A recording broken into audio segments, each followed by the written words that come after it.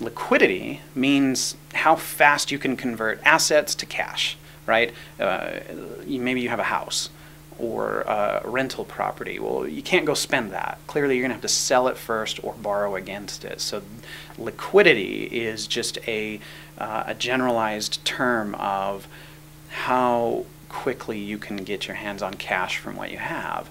And a lot of times that's going to determine rates for loans that you receive, and how quickly, obviously, you're going to be able to access your own money. So if you were to place your money in accounts, for example, that will tax you for taking money out, you want to consider that.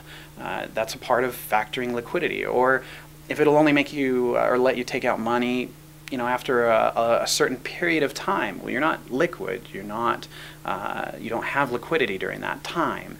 So that's called being illiquid when those types of restrictions exist. Okay, so the amount of liquidity that you maintain it's totally up to you and your goals, but it should be decided, well before you begin to invest. So some good ways to begin saving for your future would be looking at some things like employer-sponsored retirement accounts, like 401ks. Okay, that allows you to use pre-tax money to fund an account. A lot of employers will even offer you things like matching up to a certain percentage of your annual income. So look into that. It's a great option. And if possible, always look to pay into those accounts the max that's going to be matched by the company. I mean, it's free money. Why wouldn't you? Right? The employer match is a huge opportunity for you, so don't miss that.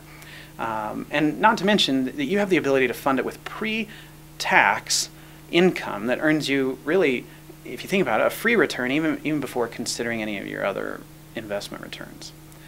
And once an employer-sponsored plan has been fully maxed out, any extra money that you can afford to put towards investments should go really into fully funding something like an individual retirement account or an IRA for that current year.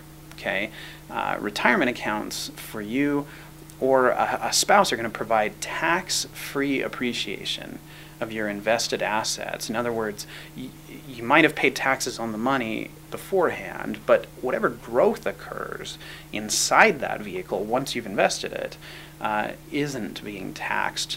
And that's a crucial component of growing long-term wealth so that you outpace things like inflation.